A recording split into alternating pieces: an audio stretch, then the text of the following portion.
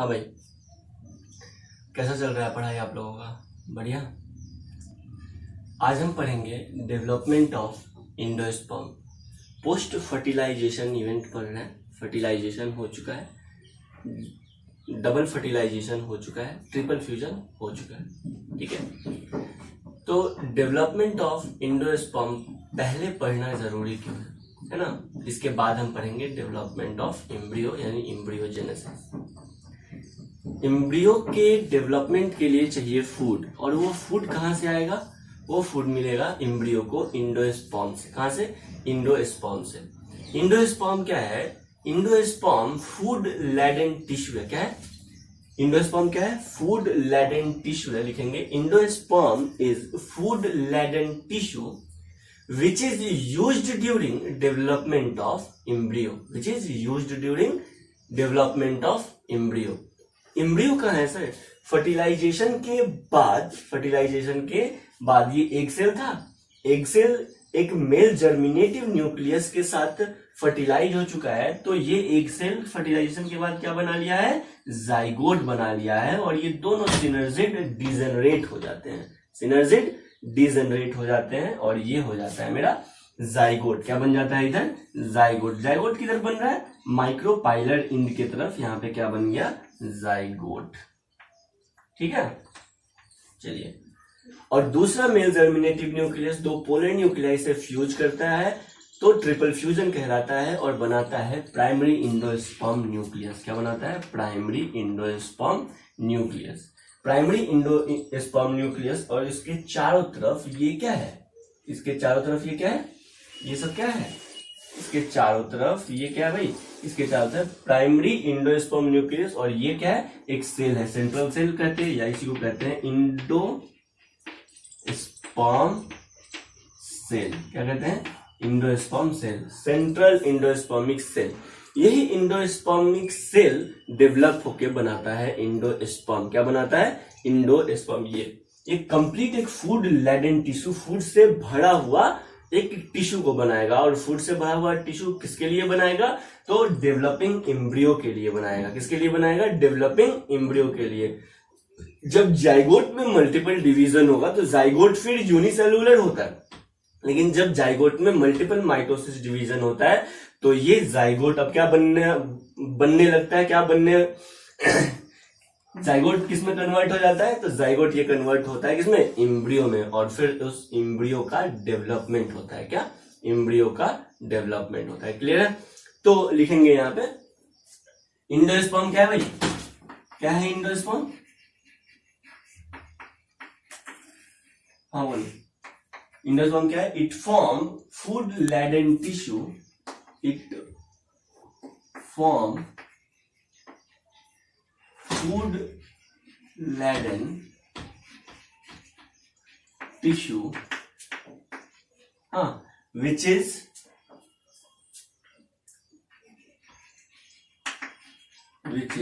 used during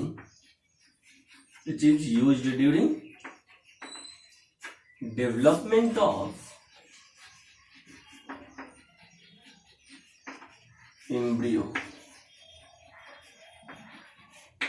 which is used during development of embryo।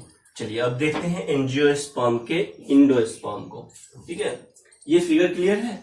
अब हम जो डिवीजन पढ़ेंगे ना, वो अल्टीमेटली यहाँ पे डिवीजन पढ़ेंगे। न्यूक्लियस में डिवीजन पढ़ेंगे, इसके सेल में डिवीजन पढ़ेंगे, न्यूक्लियस कैसे मल्टीपल डिवीजन करेगा।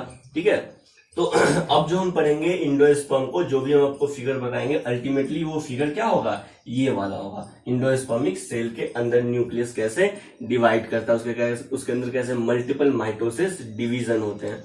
क्योंकि एंडोस्पर्म का डेवलपमेंट 3 टाइप से होता है। कौन कौन सा? एक तो होता है न्यूक्लियर एंडोस्पर्मिक डेवलपमेंट, दूसरा होता है सेलुलर एंडोस्पर्मिक डेवलपमेंट, और तीसरा होता है हैलोबियल एंडोस्पर्मिक डेवलपमेंट। ठीक है, तो ये सब चीज हम देखेंगे डिटेल में। चलिए इसको रब करते हैं।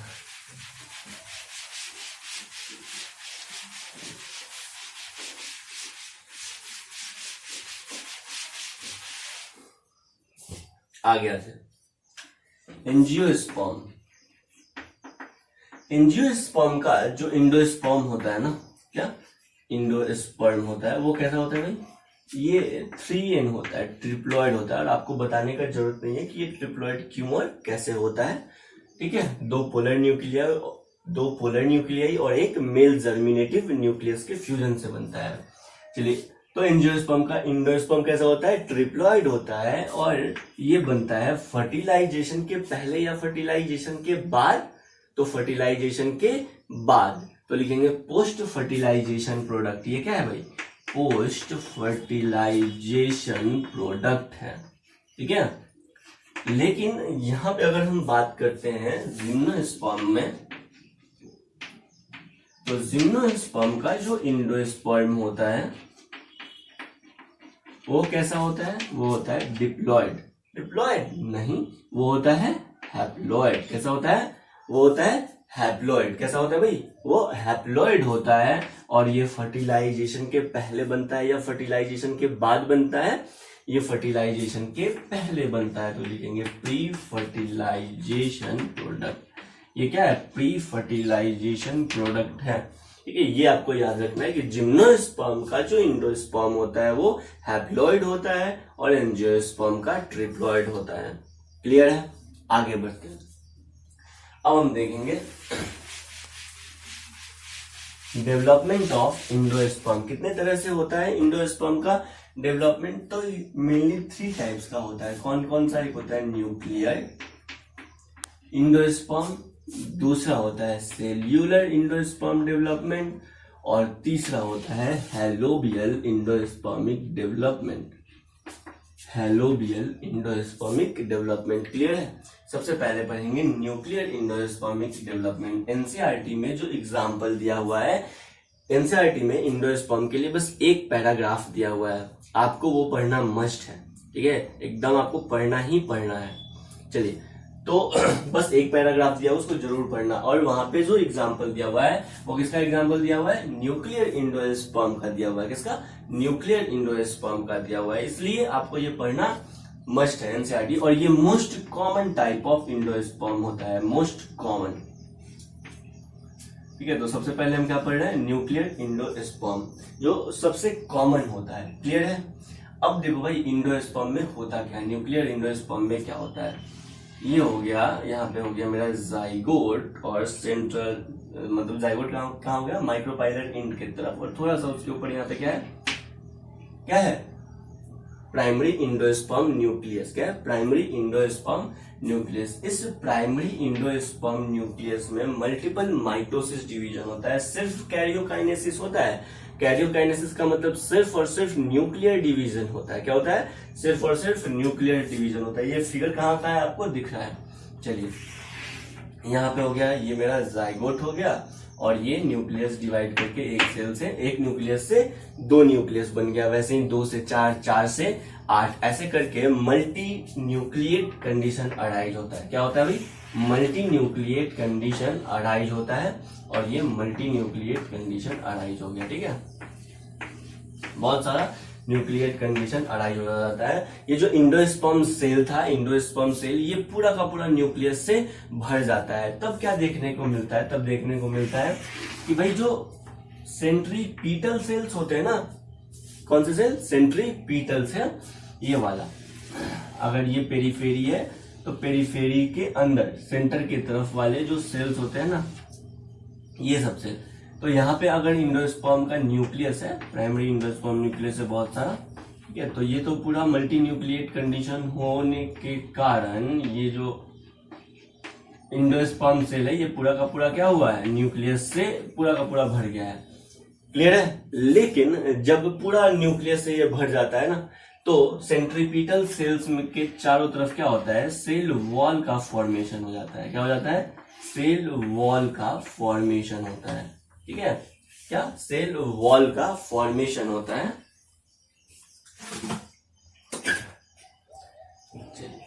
सॉरी, तो सेल वॉल का फॉर्मेशन हो जाता है। यहाँ पे चारों तरफ सेल वॉल का फॉर्मेशन हो गया, ठीक है। अब देखो भाई, सेल वॉल का जब फॉर्मेशन हो जाएगा ना, तो ऐसा लगता है कि इसके चारों तरफ क्या है, सेल्यूलर इंडोस्पर्म है, और इसके सेंटर में क्या है, इसके सेंटर में क्या है, न्यूक्लियर इंडोस्पर्म है, ठीक है, क्योंकि न्यूक्लियस से बना हुआ है सिर्फ और सिर्फ, इसलिए न्यूक्लियर इंडोस्पर्म ऐसा लगता है। इसका एग्जाम्पल हो जाता है कोकोनट। ऐसा डिस्टिंक्ट आपको देखने को मिलता है कहाँ पे भाई? कोकोनट में। कोकोनट का जो लिक्विड होता है ना, कोकोनट का जो पानी होता है, ये क्या होता है? न्यूक्लियर इंडोस्पर्म होता है। क्या होता है? न्यूक्लियर इंडोस्पर्म होता है। और कोकोनट का जो सॉलिड पोर्शन होता है, जो सॉलिड पोर्शन होता है, सेंट्रीपिटल पोर्शन होता है, वो क्या होता है? सॉलिड होता है, वो सेलुलर इंडोस्पर्म होता है। क्या होता है? वो सेलुलर इंडोस्पर्म होता है। तो ये आपको याद रखना है कि कोकोनट का सॉलिड पोर्शन क्या है? सेलुलर इंडोस्पर्म का एग्जांपल है। और कोकोनट का सेंट्रल लिक्विड पोर्शन क्या है? बोलो ना, न्यूक्लियर इंडोस्पर्म का एग्जांपल है। क्लियर है? यहाँ पे ऐसे होता है इंडोस्पर्म का डेवलपमेंट। क्या पढ़ रहे थे? न्यूक्लियर इंडोस्पर्म डेवलपमेंट, जो मोस्ट कॉमन होता है। चलिए एक बार हम इसको फ्लो चार्ट के रूप में देख लेते हैं, ठीक है? इमेज क्लियर है? एनसीईआरटी में डायग्राम तो नहीं दिया हुआ है, लेकिन डायग्राम को समझना जरूरी है, ठीक है? देखिए भाई, होता क्या है? प्राइमरी इंडोस्पर्म न्यूक्लियस होता है। प्राइमरी इंडोस्पर्म न्यूक्लियस में क्या होता है? न्यूक्लियर माइटोसिस डिवीजन होता है। क्या होता है? Nuclear mitosis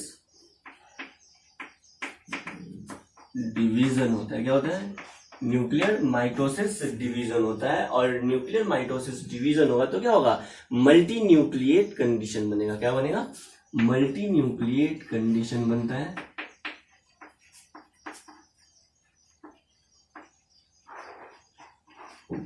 multi nucleate condition बनता है। और मल्टी न्यूक्लिएट कंडीशन होने के बाद जो सेंट्रीपिटल सेल होते हैं, जो सेंट्रीपिटल न्यूक्लियस होते हैं, उसमें वॉल फॉर्मेशन हो जाता है। तो लिखेंगे centripetal wall formation, centripetal wall formation occurs resulting in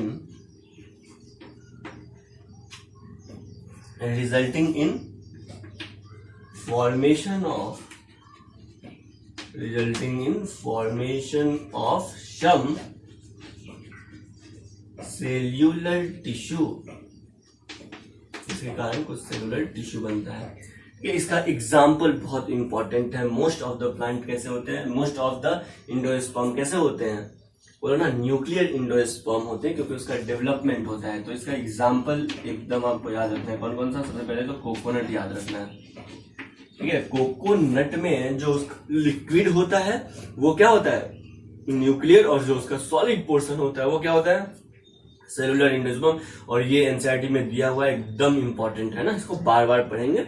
चलिए, तो एक तो इसका एग्जाम्पल हो गया कोकोनट। दूसरा इसका एग्जाम्पल हो गया मेज, सेप्सिला, उसके अलावा वीट, इसके अलावा कॉटन। ये सब कुछ एग्जाम्पल हो गया ETC, ठीक है? ये मोस्ट कॉमन है, बहुत सारा एग्जाम्पल इसमें हो जाएगा। क्लियर है? तो इसके बाद हम क्या पढ़ेंगे? बोलो ना, न्यूक्लियर इंडोस्पर्म डेवलपमेंट के बाद हम पढ़ेंगे cellular endospermic development.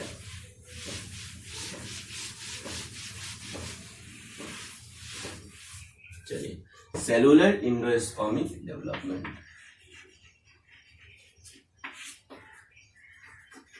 Cellular endospermic development.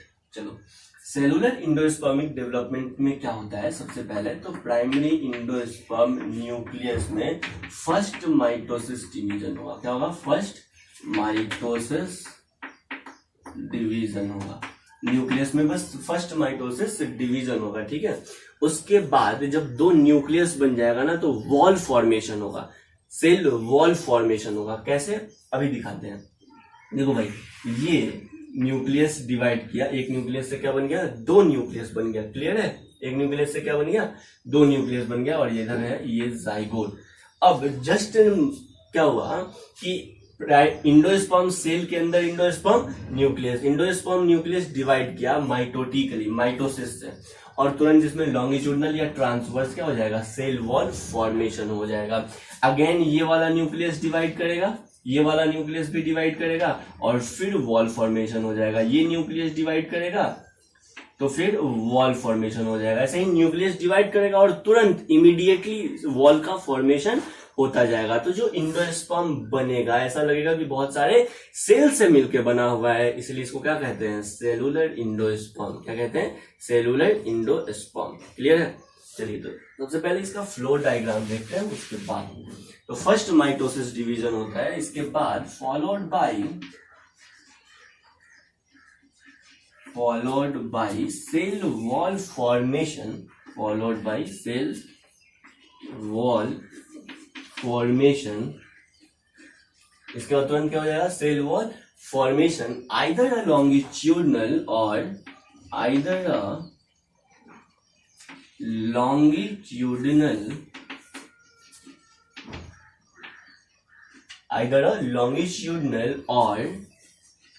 Transverse wall, या तो लॉन्गिट्यूडनल या ट्रांसवर्स वॉल बनेगा। कहां पे, इन सेंट्रल सेल या इन इंडोस्पर्म सेल, इन सेंट्रल सेल में वॉल फॉर्मेशन होगा। उसके बाद सब्सिक्वेंटली न्यूक्लियस डिवीजन होगा, वॉल फॉर्मेशन होगा। मतलब जैसे अभी आपको बताया, तुरंत न्यूक्लियस डिवाइड करेगा फिर तुरंत वॉल फॉर्मेशन हो जाएगा, तुरंत न्यूक्लियस डिवाइड करेगा तुरंत वॉल फॉर्मेशन हो जाएगा। तो लिखेंगे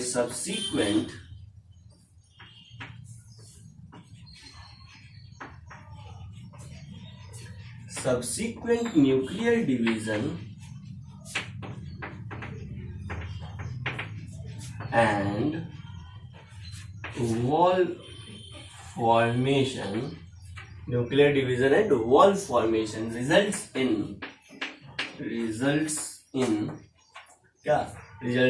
formation of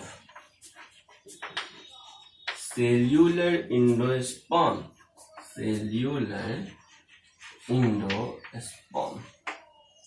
क्लियर है।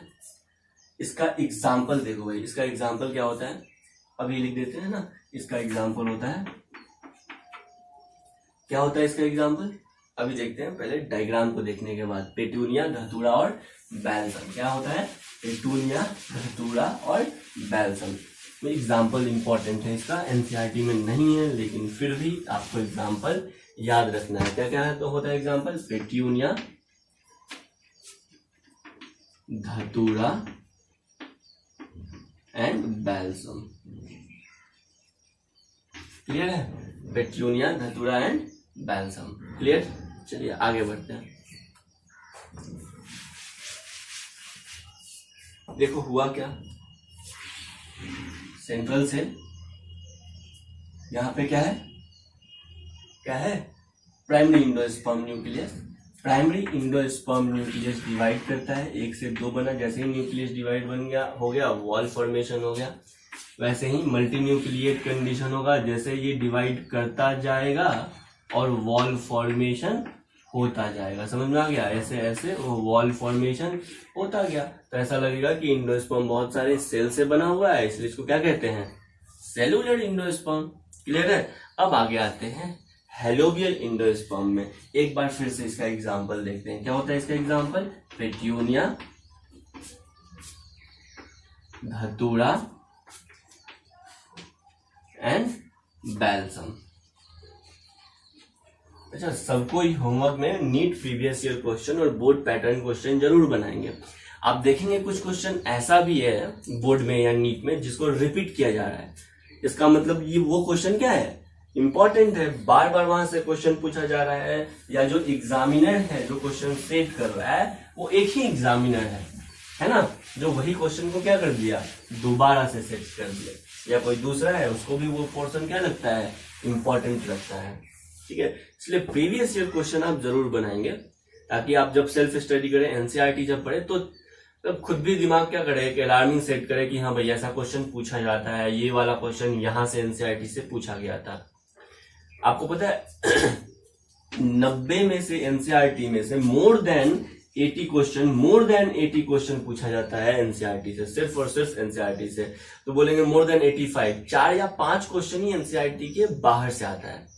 तो आपको फिर आपको डिसाइड करना है कि क्या इसके लिए पढ़ना है, सॉरी मतलब 4 या 5 क्वेश्चन या फिर इसके लिए, है ना। मतलब अगर आप सिलेक्टेड पढ़ते हैं उसी में से क्वेश्चन आ जाता है तो वो तो ज्यादा बेहतर है ना। एनसीईआरटी सबसे पहले आपका क्लियर होना चाहिए, उसके बाद आप साइड बुक पे आइए।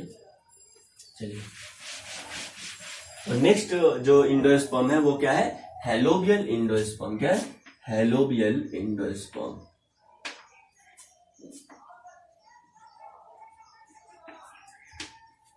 हेलोबियल इंडोस्पर्म, हाँ भाई क्या होता है हेलोबियल इंडोस्पर्म। हेलोबियल इंडोस्पर्म में क्या होता है, ये जो प्राइमरी इंडोस्पर्म न्यूक्लियस है ना, प्राइमरी इंडोस्पर्म न्यूक्लियस, ये थोड़ा सा मूव करता है चैलेजल एंड की तरफ। किधर मूव करता है, चैलेजल एंड की तरफ। ये हो गया प्राइमरी इंडोस्पर्म न्यूक्लियस, ये हो गया जाइगोट, और इधर थोड़ा सा मूव कर जाता है चैलेजल एंड की तरफ। मूव करता है कौन, प्राइमरी इंडोस्पर्म न्यूक्लियस। तो हेलोबियल इंडोस्पर्म में पहला बात तो यही लिखेंगे, प्राइमरी इंडोस्पर्म न्यूक्लियस मूव्स,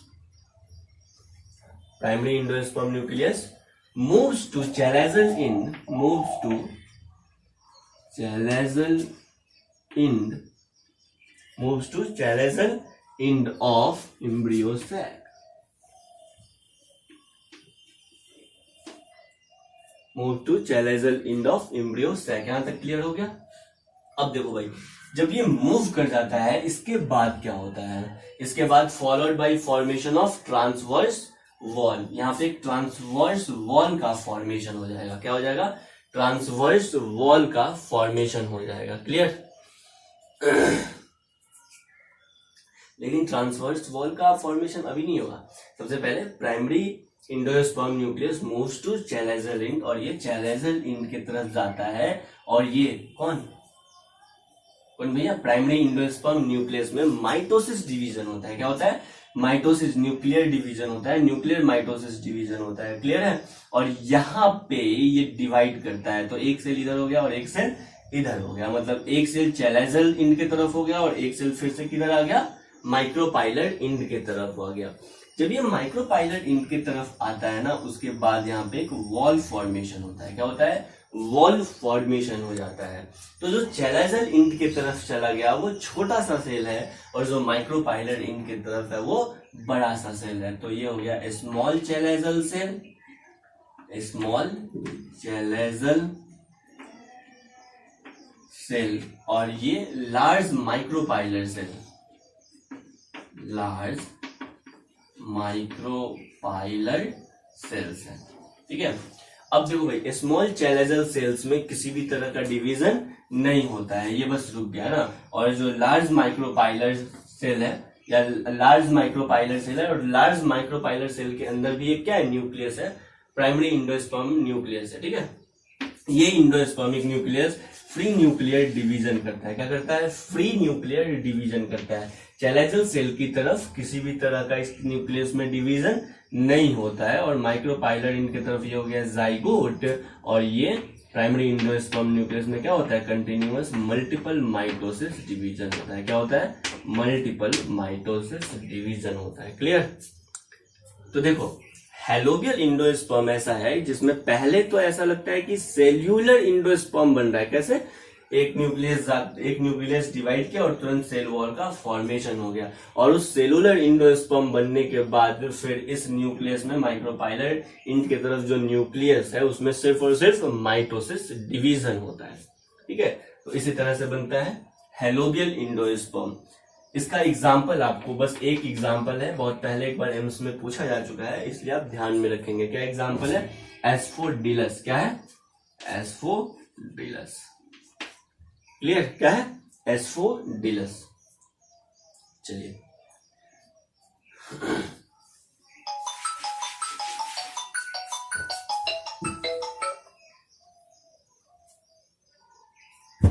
तो इसका एग्जाम्पल है एस्फोडिलस। सॉरी, आगे बढ़ते हैं थोड़ा सा।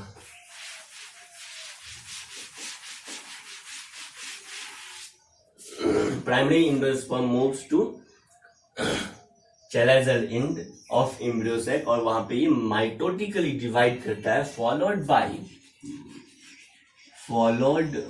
Bye formation of followed by formation of transverse wall, followed by formation of transverse, followed by formation of transverse wall। और जब ट्रांसवर्स वॉल बनाता है तो आपको पता है दो तरह के सेल बनते हैं, स्मॉल चैलेजल सेल और दूसरा बनता है large micropylar cell.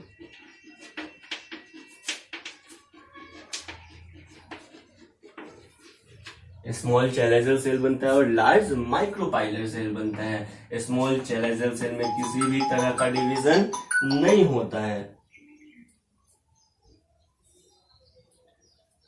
Do not divide further,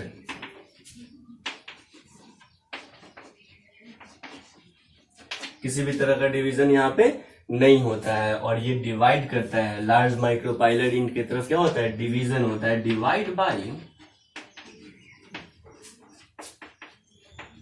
free nuclear division,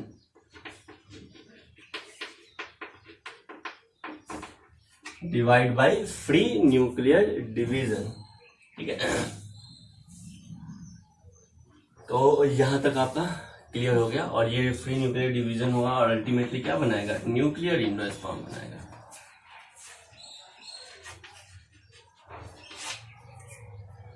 चलिए, तो ये था हेलोबियल एंडोस्पर्म का एग्जांपल। क्या है, एस्फोडिलस। ठीक है, क्या है भाई, एस्फोडिलस। ये आपको याद रखना है। यहाँ पे कुछ भी अगर आपको कॉन्सेप्ट समझ में नहीं आ रहा है तो आप इसको कमेंट सेक्शन में जरूर पढ़ेंगे। एनसीईआरटी में एक छोटा सा दिया हुआ है एंडोस्पर्म, बस एक पैराग्राफ, उसको पढ़ना आपके लिए मस्ट है। इसके बाद हम पढ़ेंगे। देखो, एंडोस्पर्म बन गया, इसका मतलब एम्ब्रियोजेनेसिस के लिए फूड तैयार हो गया है ना। हम लोग फूड को क्या कर लिए, स्टोर कर लिए, बहुत सारा फूड बना लिए। अब एम्ब्रियोजेनेसिस पढ़ेंगे, मतलब डेवलपमेंट ऑफ एम्ब्रियो पढ़ेंगे। और ये एम्ब्रियो अपना न्यूट्रिशन कहाँ से ऑब्टेन करेगा, एंडोस्पर्म से ऑब्टेन करेगा। Thank you.